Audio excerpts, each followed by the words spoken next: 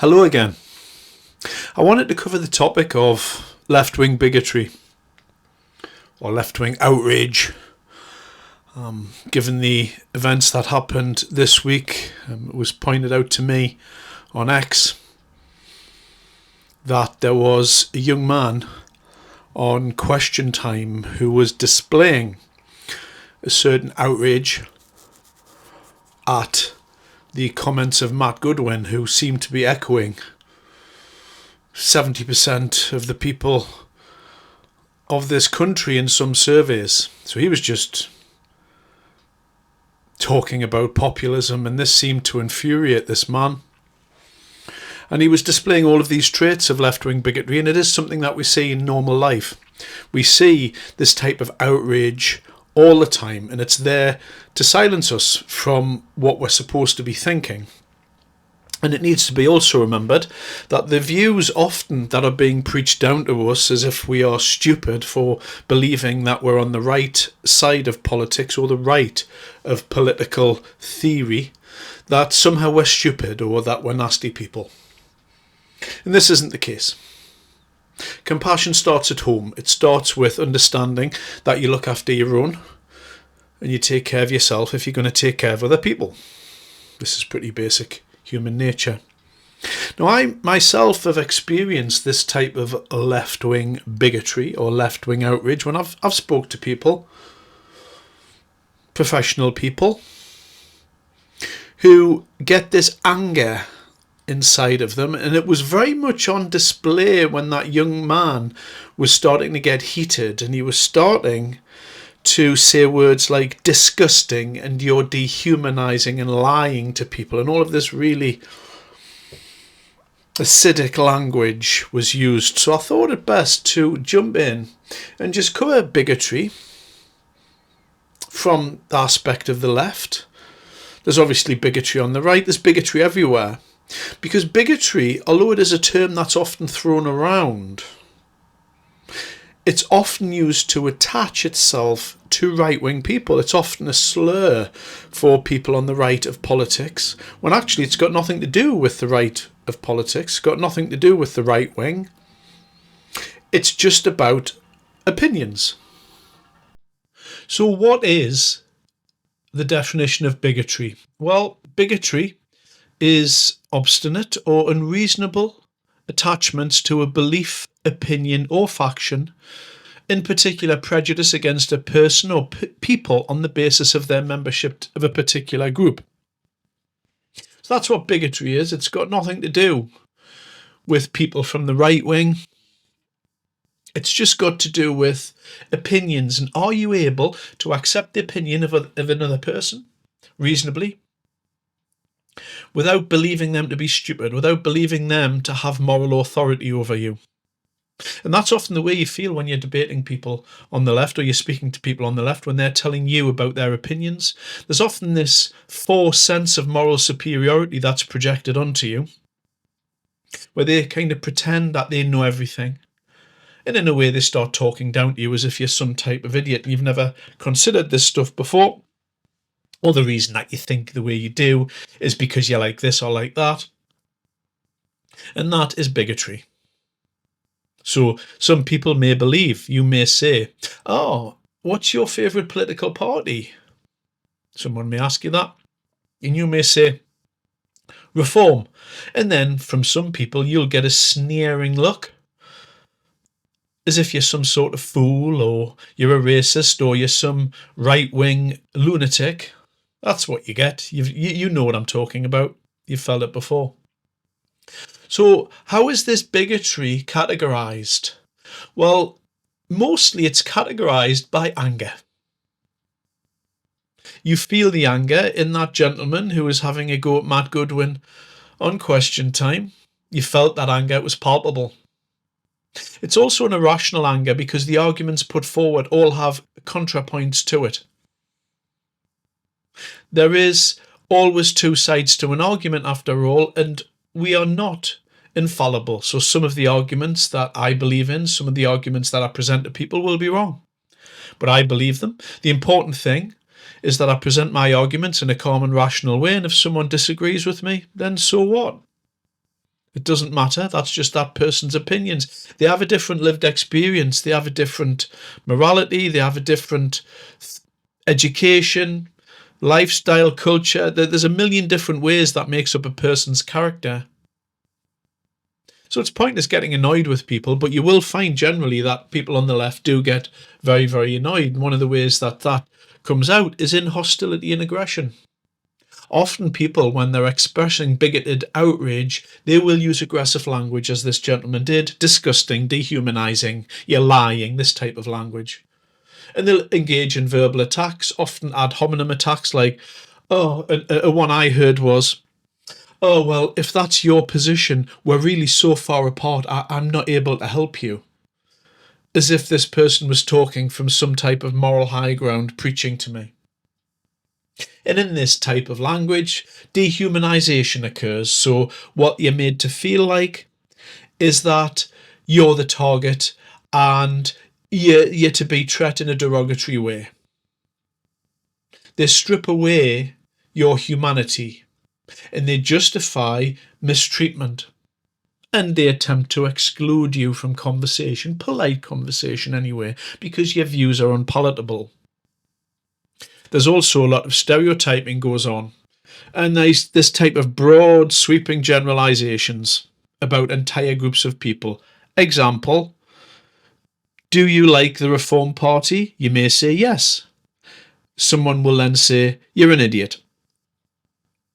And this is the type of thing that goes on. There's a sweeping generalization across all different types of things in society.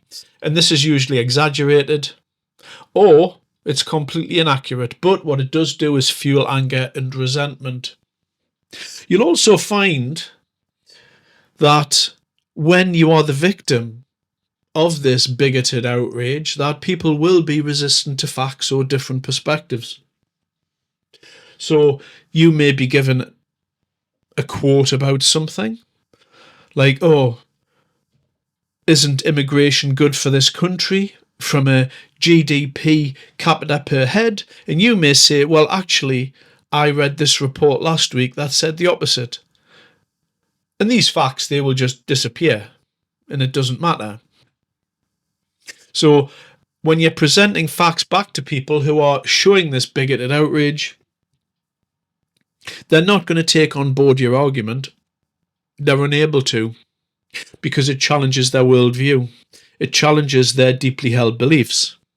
Now, I would say, looking at both sides of the political spectrum, from my experience, it's people on the right of politics that are generally more comfortable with listening to and accepting different arguments. That's just my experience.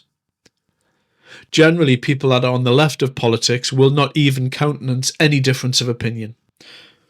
And that's just one of the facts that I've always experienced. There's this type of echo chamber thinking goes on. These groups, they talk to each other, they fuel each other, just like the right do, just like all different people in society do.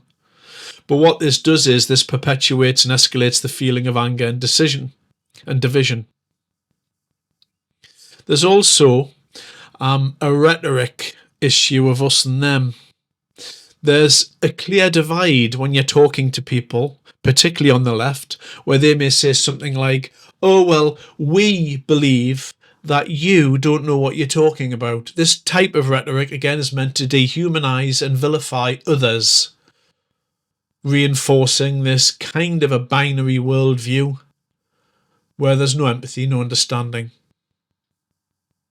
So presenting arguments to people on the left will often result in this outrage, this refusal to acknowledge your argument, and in some cases, threats, violence will ensue, as we do see played out when these people are at a type of a protest, and you'll see somebody with a camera, normally some adventurous YouTuber, pop along, and they'll try and engage and stuff, and all of a sudden there'll be anger and violence because these people don't want to listen to other worldviews. They don't want to listen to viewpoints which are dangerous to themselves.